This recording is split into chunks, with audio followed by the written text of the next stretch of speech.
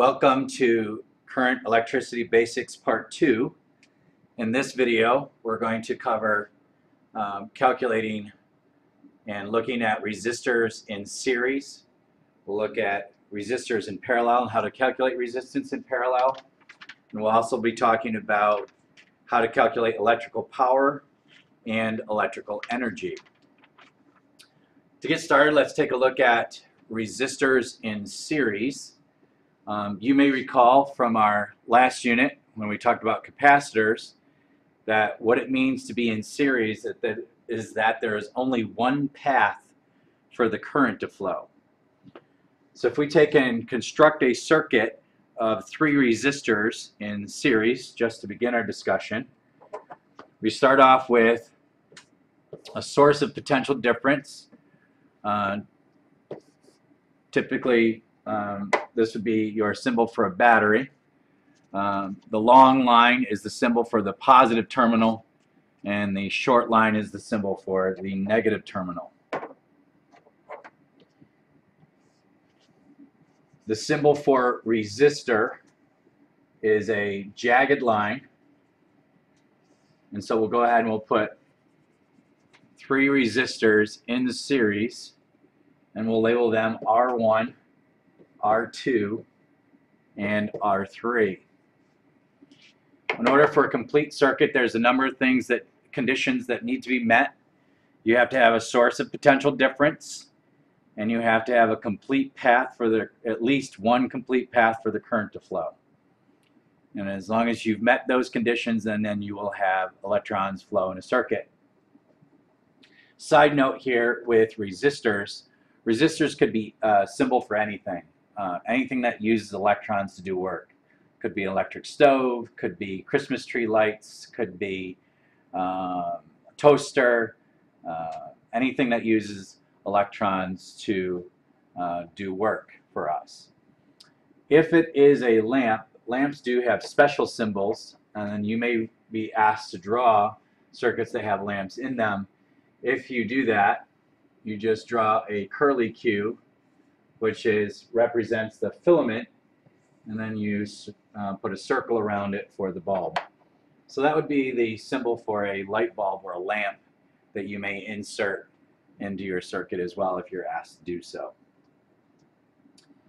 You may recall from our last discussion that one of the things that's really important to remember is that the electrical variable that remains constant in a series circuit is current.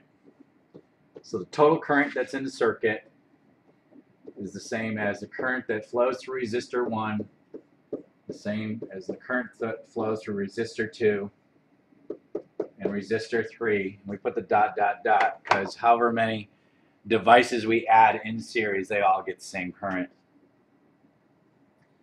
And then the last thing to remember for resistance in series is how do you calculate the total resistance in series, and you would do that by simply adding the individual resistances in that circuit.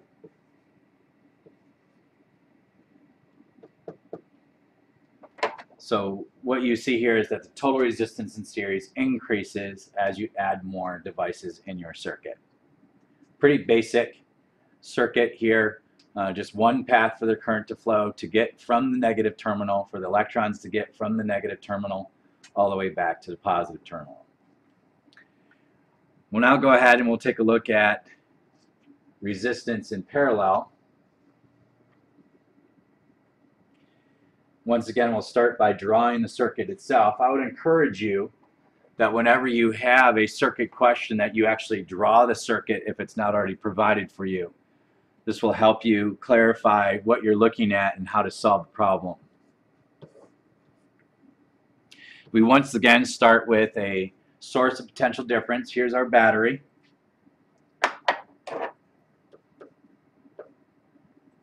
Positive, negative terminal. And this time, instead of just one path for the current to flow, to be in parallel means you have more than one path for the current to flow.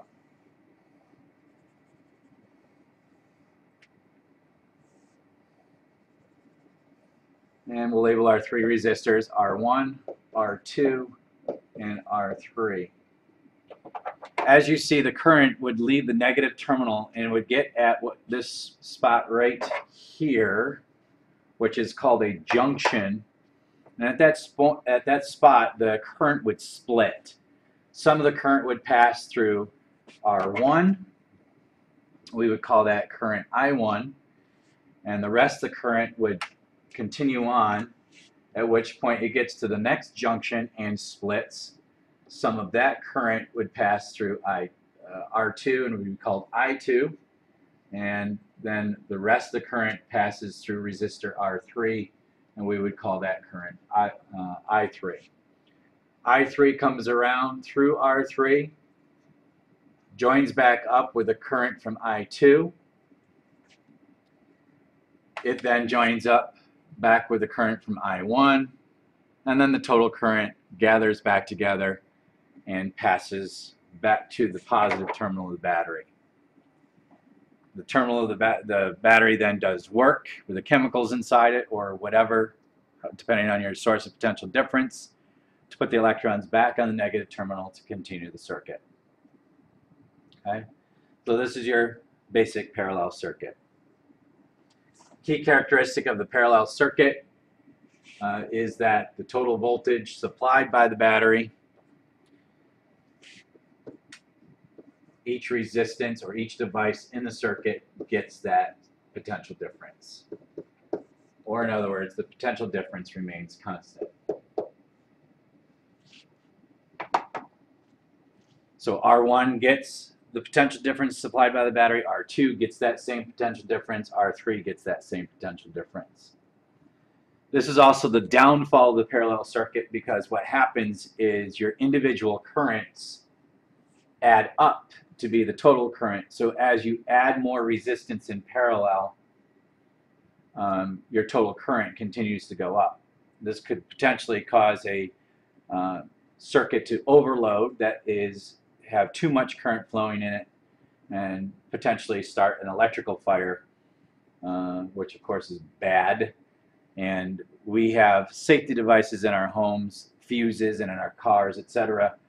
Fuses or circuit breakers which prevent that from happening.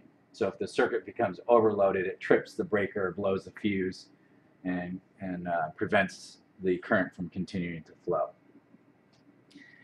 To calculate resistance and total resistance in parallel, the reciprocal of the total is equal to the sum of the reciprocals of the individual resistors in that circuit.